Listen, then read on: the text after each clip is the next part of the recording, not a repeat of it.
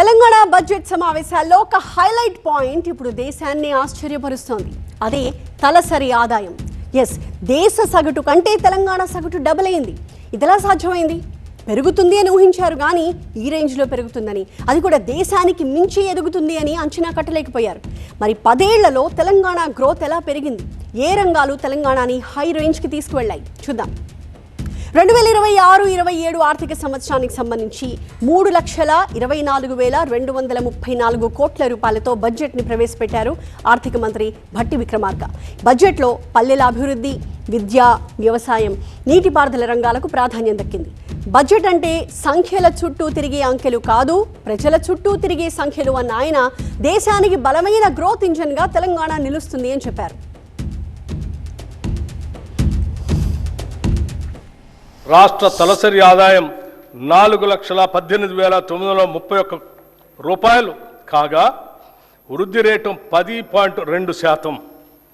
దేశ తలసరి ఆదాయం 2,19,575 రూపాయలు కాగా వృద్ధి రేటు కేవలం 6.9%. దేశ తలసరి ఆదాయంతో పోలిస్తే తెలంగాణ తలసరి ఆదాయం 1,99,356 రూపాయలు ఎక్కువ.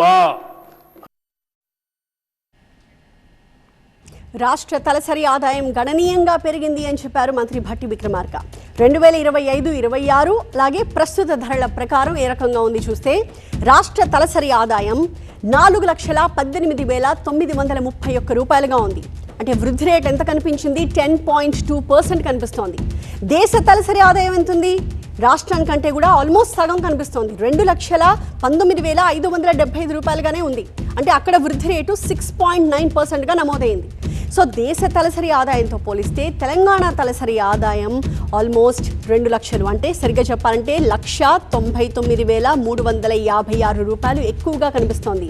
అంటే ఆల్మోస్ట్ 2 times, 1.9 రెట్లు ఎక్కువగా ఉంది.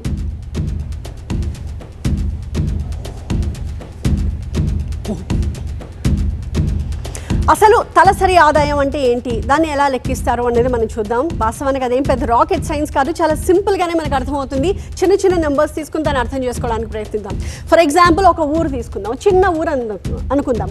ఆ ఊళ్ళో మొత్తం 10 మంది మాత్రమే ఉన్నారు అనుకుందాం. సో ఒక చిన్న ఊర్లో 10 మంది ఉన్నారు, వాళ్ళంతా పనిచేసి డబ్బు సంపాదిస్తూ ఉంటారు కదా. సో ఆ 10 మంది కలిసి సంవత్సరంలో మొత్తం వాళ్ళు ఒక 10 లక్షల రూపాయలని వాళ్ళు సంపాదించారు. ఇది వీళ్ళంతా కలిసి సంపాదించిన అమౌంట్ 10 లక్షల రూపాయలు. అంటే అందరూ ఈక్వల్గా సంపాదించారు కదా. ఒకళ్ళు 1,00,000 రూపాయలు సంపాదిస్తారు, ఒకళ్ళు 5 లక్షలు సంపాదించవచ్చు, ఇంకోళ్ళు 10,000 సంపాదించవచ్చు, కానీ మొత్తం కలిపి 10 లక్షలు సంపాదించారు.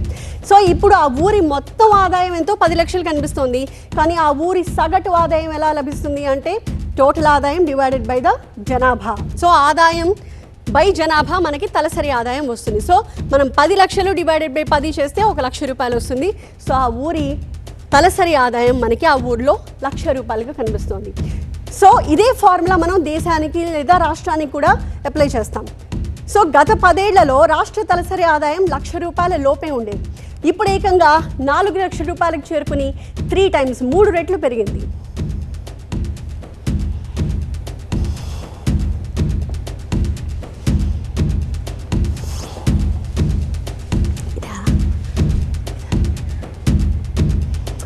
రైట్. సో మనం మాట్లాడుకున్నట్టుగా ఏకంగా 4 లక్షల రూపాయలకి చేరుకుంది. అంటే 3 రెట్లు పెరిగింది రాష్ట్ర తలసరి ఆదాయం. ఈ అద్భుతానికి కారణం ఏంటి అంటే ప్రధానంగా 3 రంగాలను మనం చెప్పుకోవాలి. సో ఒకటి సేవా రంగం.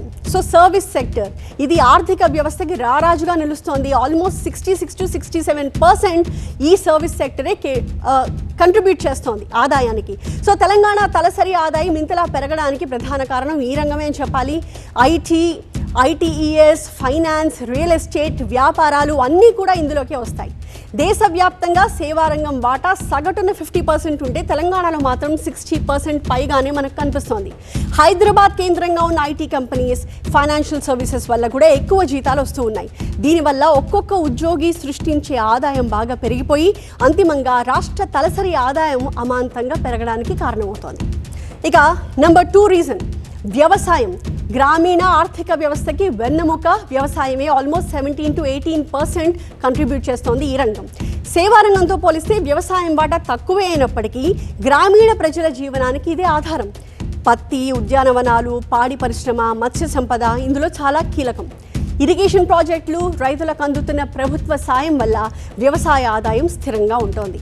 ఇక మూడవ ప్రధానమైన రంగం పారిశ్రామిక నిర్మాణ రంగం, ఉపాధి రంగం. మొత్తం 16% కేటాయిస్తాయి ఈ రంగాలు. తెలంగాణలో పారిశ్రామిక రంగం వాటా జాతీయ సగటు కంటే కూడా కాస్త తక్కువే అయినప్పటికీ ఇది చాలా కీలకమైంది. ఫార్మా, మ్యానుఫ్యాక్చరింగ్ క్లస్టర్లు, రోడ్లు, అలాగే హైదరాబాద్ చుట్టుపక్కల జరుగుతున్న భారీ భవన నిర్మాణాలు, పవర్ ప్రాజెక్ట్స్ ఇవన్నీ కూడా ఈ కేటగిరీలోకే వస్తాయి. సో 2024-25, 25-26 బడ్జెట్స్తో ప్రభుత్వం కొత్త ఇండస్ట్రియల్ కారిడార్ల మీద ప్రధానంగా ఫోకస్ చేస్తూ వచ్చింది. ఉపాధిని పెంచుతూ సేవా రంగానికి దీటుగా ఆదాయాన్ని సమకూరుస్తోంది. అయితే డేటా అంతా చాలా అద్భుతంగా ఉంది, కానీ ఆర్థిక పరంగా మనం మాట్లాడుకుంటున్నప్పుడు ఒక వాస్తవాన్ని పరిగణలోకి తీసుకోవాలి.